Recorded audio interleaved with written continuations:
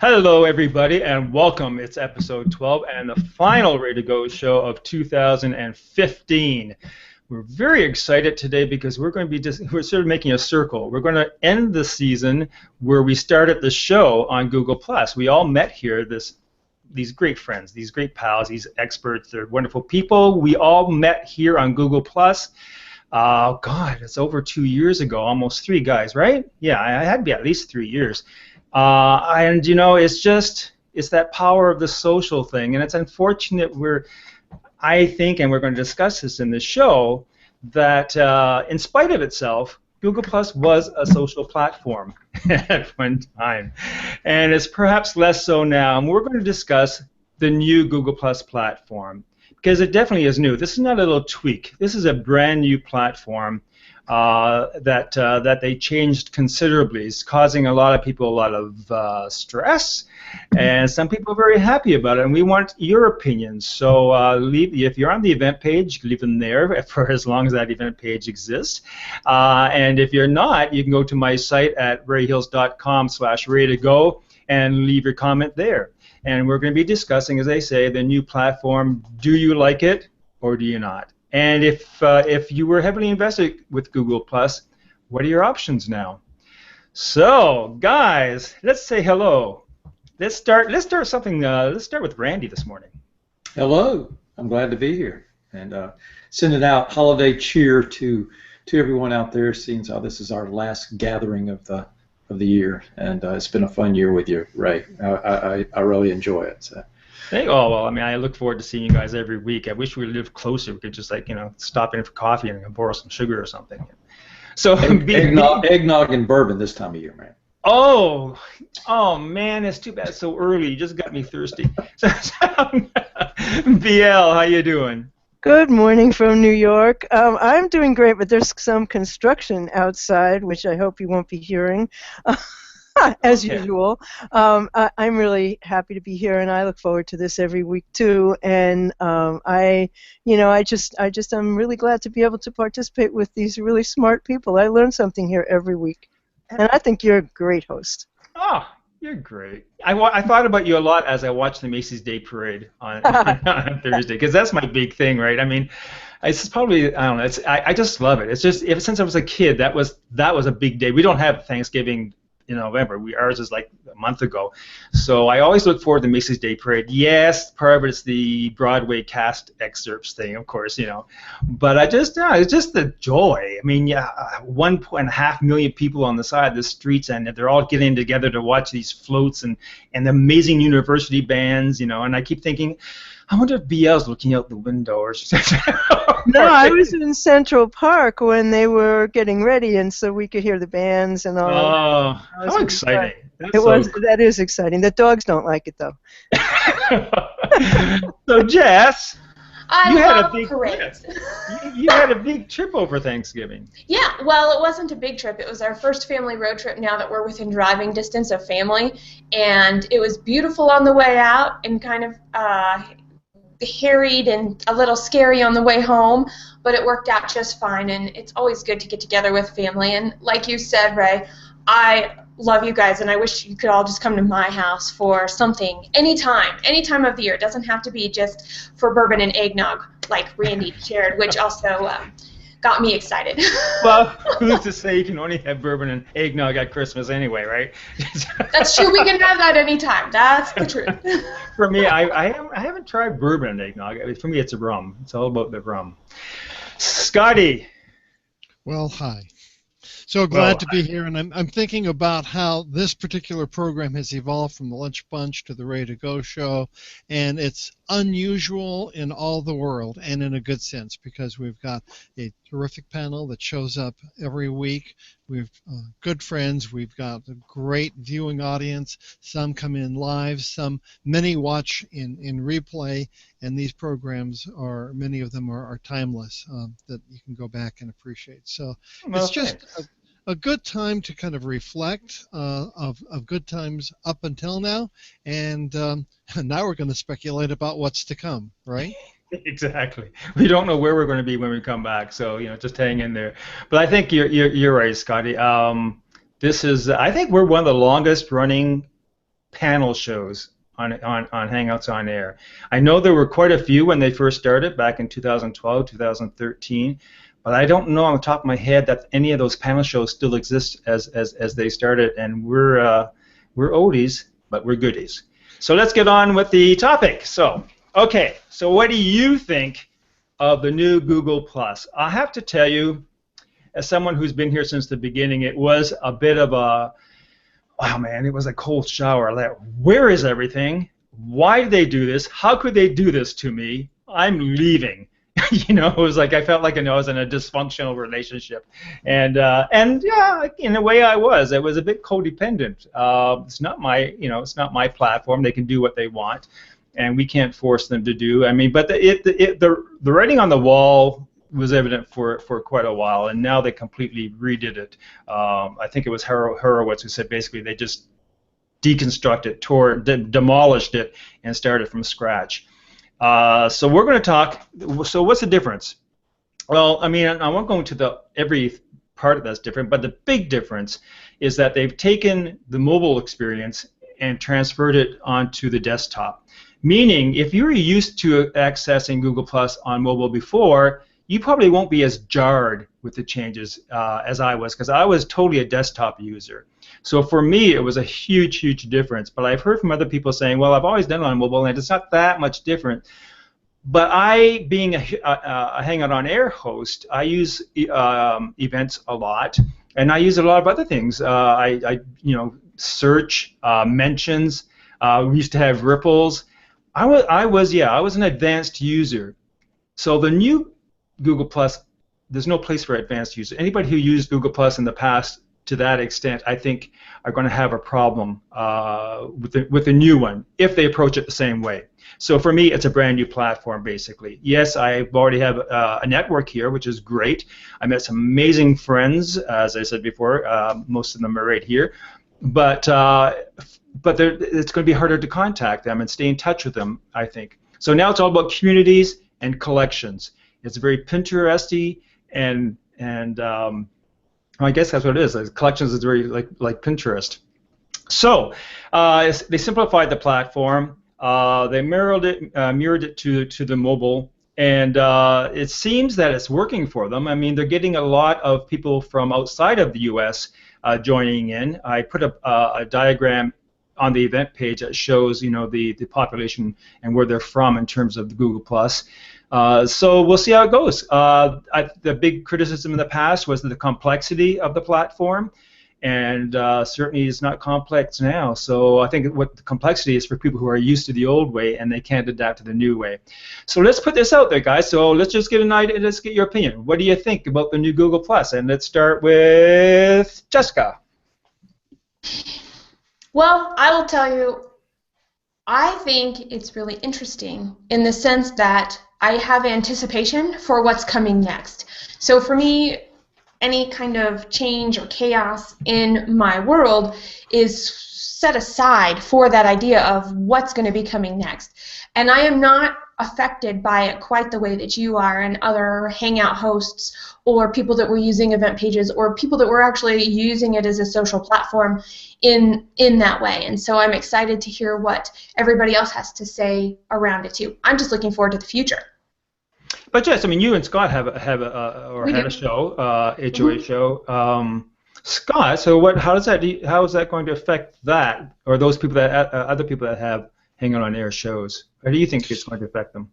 Well, we did take a hiatus, and boy, am I glad that we did that, because now we have an entirely new world in front of us, and instead of trying to hang on to what we were doing, what we're going to do is assess the new Google Plus, see what its strengths and weaknesses are, what are our needs, what are our audience's desires, and piece something new together. I have a few ideas that I have not shared with Jess yet.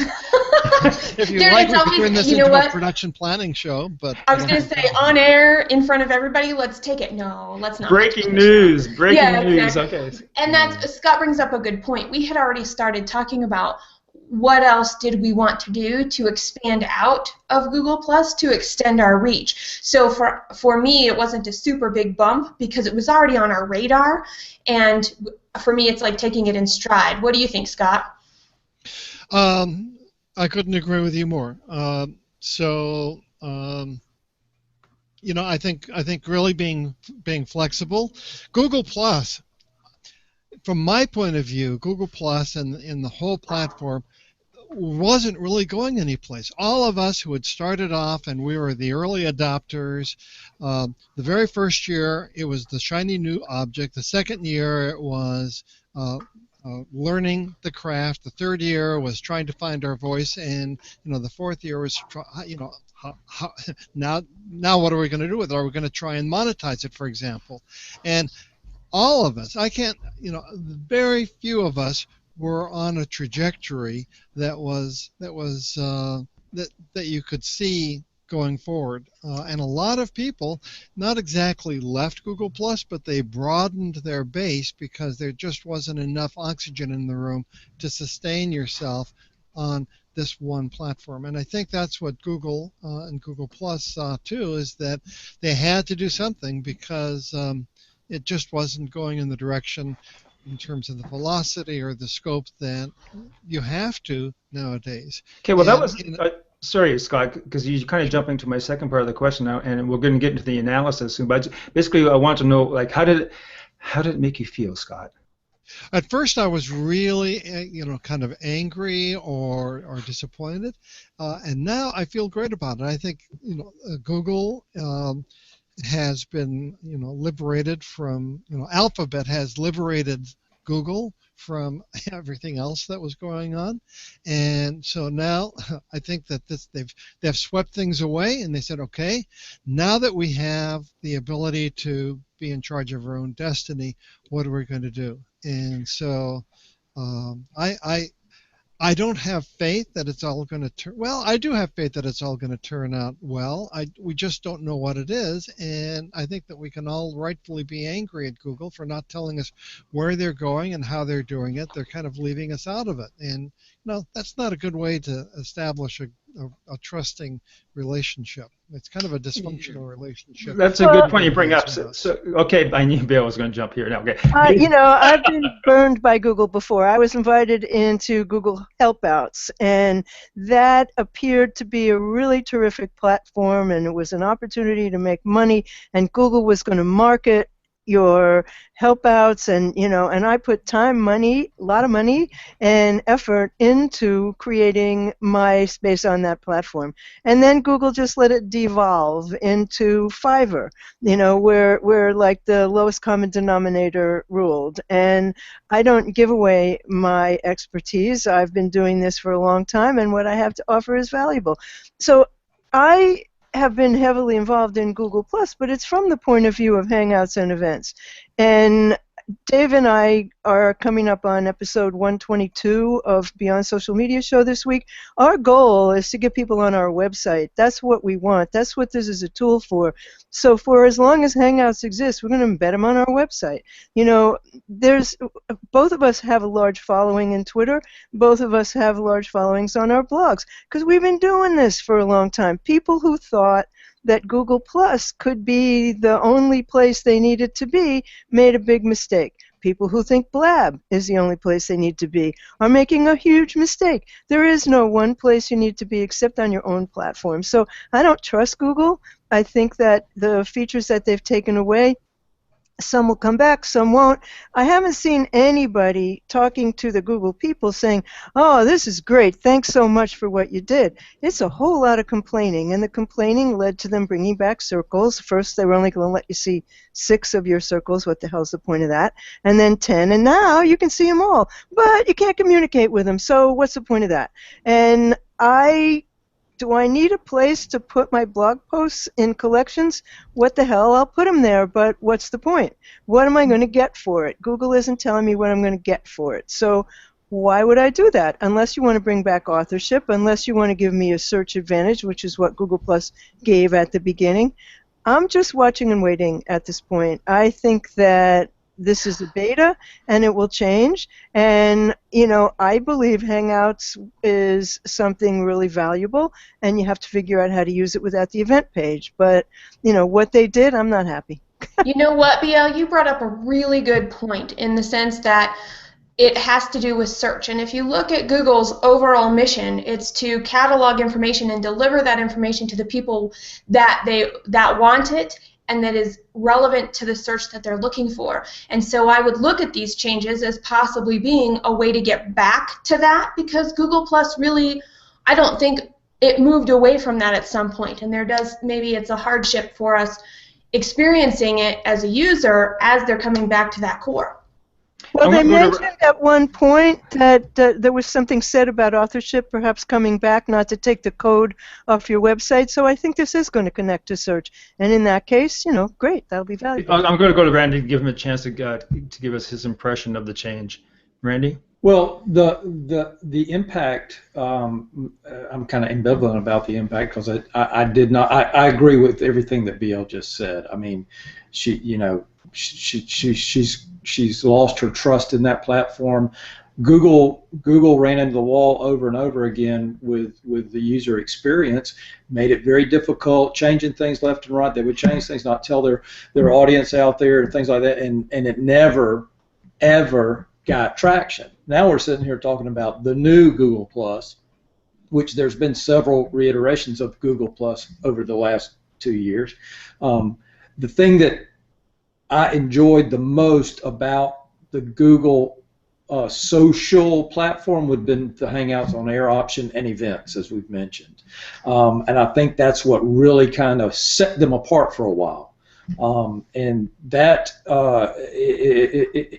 even with the new unveiled issue, is still experts such as you, Ray, who I would look up to and say, man, I've got a Google Plus question. You would be top of mind, right? Even you admit that, wow, every time you turn it on, it's something. And that takes into the fact that Google itself really doesn't pay attention to the UX of their platform. I mean, you're a user, but you're running, so people run away from that. And I'm not necessarily talking about BL, Ray, or me telling a client that, hey, you need to use this platform, because you're kind of marketing, you're kind of in the weeds with it. The average user out there is not in the weeds with it, so they gravitate towards something that's kind of fun to them, easy to do, and they can find themselves around without somebody whispering in their ear and not acting like a 60-year-old guy like me or something. Well, that's how, and I think that's who they've done this for. They've done this for the average user, because it is extremely simple. And if you didn't have the baggage of the past, when you go on the platform now, it's fast. There's not a lot of options to go to. Yeah, but what's the carrot to get that user there? Right. Why now? would you come? I mean, what's the reason? If you weren't there before, why would you join now? I don't see it. Well, I mean, if you're brand new into the building a community world, wouldn't you go where the community is? Yeah, but don't forget that there's a lot of Google sign-ins to all kinds of stuff like Gmail and stuff. So there's still that connection between those products. So there's all, and you can go to your email and you can do a hangout there, but you can't do one on Google Plus. But you can't do a hangout on air in your email. You can do a video call. Yes. Which comes back to their absolute inability to explain what the hell they're doing. Hangout video calls and hangouts on air. Who's going to understand what that is? Call a video call, a video call. Call a hangout on air, a hangout on air. They are engineers, and engineers are not people who are clear communicators, sadly. Engineers are great people. They give us a lot of good stuff. Of course they are. I love working with them, but only if we're talking about how we're going to use engineering for marketing. Well, I'm glad Vivek's not here. I mean, I know. that was the first guy that came to mind when she said that. He'll be in the Blab audience. He'll be saying something. Yes, you were saying something? Well, and a big part of Google Plus, even though it had a different login and a starting point, had the same user interface, was the Google Places and the Google Pages for businesses. And so we're talking about how we use it, but is there a difference? And this is an honest question for me. Is there a difference between that makes it easier for businesses to use this same interface a little bit easier. No, they make it it's harder. It's harder for businesses. It's almost like they don't want businesses anymore. They don't, but there's one thing that everybody needs to do, and that they're not communicating. You better go to your About Me page, and you better change what you have there, because that's how you're going to be found in search and everywhere through the Google ecosystem, and nobody did their profile right to begin with, except those of us who are power users. And if you don't do that, you are definitely going to suffer in search. So, that is crucial. And Google hasn't even mentioned it. That profile follows you on all over Google, everywhere. For sure. And so I had done that. But I want to go back to something you said earlier, Bill. You had mentioned about the benefits of going on Google+. And I did read something this morning that mentioned that there is evidence that if you do add to collections and communities and you have a lot of network on Google+, you still have advantage in personalized search. So, maintaining a strong network on Google+, I guess, is an advantage if you use those things in terms of search. Well, I'm not going to leave, but I'm certainly not going to spend 5 hours a day there. I mean, I'm going to take content that I have in other places and put it in collections and see what happens as a result of that. But until Google gives me back the knowledge graph, which was your option to really shine in search by participating on this platform, I'm giving them something. What are they giving me? Well, that's a good point, because I have a hard time now thinking of a rationale to try to talk a business into going on Google+, because the reviews aren't there anymore. You have to go onto the map, so your Google+ page. All those months and months of talking people into syncing their Google+ page with their Google+ pages, and then the Google My Business, and now it's like, why?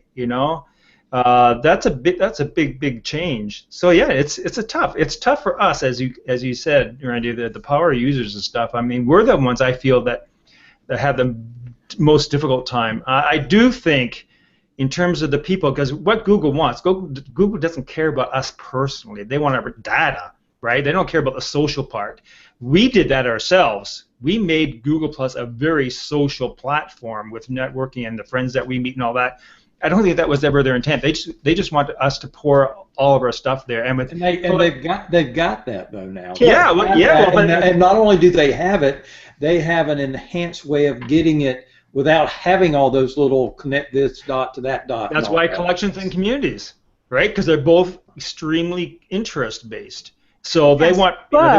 Yep. You can't search in communities, so clearly they have to bring that back. I mean, I think, when they say this is beta, they're not kidding, because what's the point of emphasizing communities if you can't find anything in them? It's a search company. We need to have search in communities. We need to have search in collections. So clearly, this came out a week ago, clearly. Yeah, they probably will, bring some of those missing links back. They already have, Russ. But it's just like Pinterest, right? Pinterest, if you go on somebody's Pinterest board, you can find out whatever kind of remote interest they might have by either what they liked or what they pinned on their board, right? And how they found it. You can most of the times find out, well, where did they go to get that item? Did they create it? Did they go search for it? Or whatever. So I mean, that's where and like you said, I mean, they're just data mining, right, to sell to advertising, and that's just the animal that we live in. BL said, and rightly so, I applaud her. I mean, we've said it over and over and over again, that her and Dave do this thing to drive to her website. Now, if she wants to take some of her content, her created content, her shared content that she does, and sprinkle it out among collections or on Facebook occasionally to build her social proofing and to establish herself. I mean, that's what we all do, right? But her goal is to get them locked into her website so that she can sell to them, whatever that may be, right? Well, and Google is search is what Google is visibly doing, but their business is advertising. So, this is a platform without advertising. So how much support are they going to put into it when it's not making money? Which is why I think they're going to start charging for Hangouts and bring a lot of features back into Hangouts. Just Well, I don't interesting. know if they're going to do that, but I do think I know this is one of the things that Gideon Rosenblatt had mentioned. The why, because Facebook has a desktop version and it has a mobile, and he was saying why couldn't Google do the same thing? And he's saying, well, because they can't afford to, because they don't have advertising on the Google Plus platform. So it was more cost efficient to combine the two and favor the mobile, which is where everything is going, instead of trying to maintain a desktop thing. With Hangouts and all the bells and whistles that it has had, doesn't have, added back in and all that, but what they're able to do with the Hangout platform, I think Bill is if they're not thinking about it, they should be, because I think that is a chargeable item for say the Ray to Go show, because it's a great thing that's consistent, and you can repackage it, do all kind of stuff, and send it over to Scott Treatment and get that stuff done. But you can create good content and do many things with it. But it has in the past had some features that make it very high-end quality. The HD aspect of the Hangouts is great. I mean, you don't have that on some of the other streaming. Now that's the live streaming part. We need to work on that a little bit with them. But that to me is a sellable item. Did anyone notice this morning when they turned on their HOA, the video, that there was a beta version of it? I did. Okay, because that was the first time. I didn't see that. It was the first time I saw it, but I didn't see it. Yeah. I was surprised this morning when I turned on the broadcast, and I thought, oh my God, it was completely different, and you couldn't find the Hangout toolbox wasn't there, and all that. And thankfully, I found that you could go back to the classic version, but that was a bit scary. So if they go ahead with a new version that doesn't have those third-party apps, what do? We don't have the lower thirds and the graphic capabilities unless you go into a third-party app like Snagit or one of those things, Manycam or those things. So I mean that's a big deal too. And again, can we complain? It was free, right? I mean, we didn't have to pay for it. So you're right, Randy. They gave us a production quality platform that we didn't have to pay for. Well, they could tier it too. They could keep a free version, that has limited features. But if you really want to get, a console and stuff like that you can, control better, put a price on it. I'm thinking about businesses, and I'm thinking about everything and all of this amazing stuff that you guys have been sharing. And if I were to take this conversation and apply it to a business, most businesses that are trying to have some sort of a service, they're putting energy and effort into some sort of a website or a blog. And as that content on that website grows, and it grows and grows and grows, eventually it gets really hard to handle and organize. Would you agree?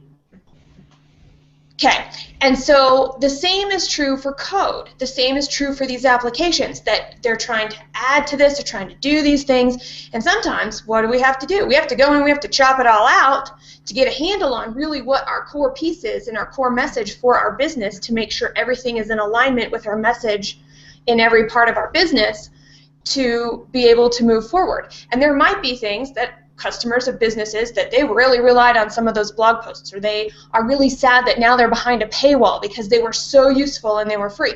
But we do this to our customers as businesses on a much smaller scale. And so I think it's important to recognize that too, that we can tie this conversation back to businesses and look at it and say, how do our customers really feel? And are they out there talking behind our backs or to themselves because they don't have anybody else to talk to? Like, we can talk to each other about this larger platform, since this is where we all congregate. So we could use this as part of our strategy building, and how could we best communicate with our customers when we're making bigger changes, instead of just doing it and hoping no one notices. Well, Google said, Eduardo, I can't think of his last name, said in his post explaining that this was coming, he said that they talked to thousands of users, and my question was, were they people with internet connections? I mean, who were these people that they talked to ask what features they wanted? They didn't ask us. There were no surveys for us, and are we their target market, or are they trying to break into new markets? Totally. So we're at the end. So I just want to bring up something from Amelia.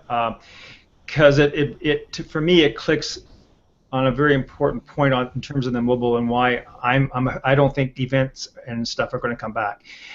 She said she couldn't click to here from her tablet notification, not live link.